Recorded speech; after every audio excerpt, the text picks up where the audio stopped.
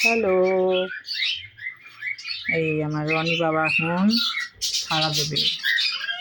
খিদে পেলে সবাই সাড়া দেয়, তাই আমার রনি বাবাও দেবে। রনি, রনি বাবা, রনি।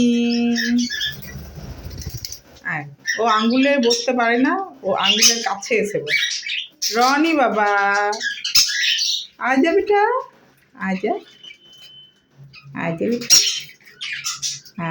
আজা বেটা। মায়ের কথা মনে পড়েছে? মায়ের কথা মনে পড়লো?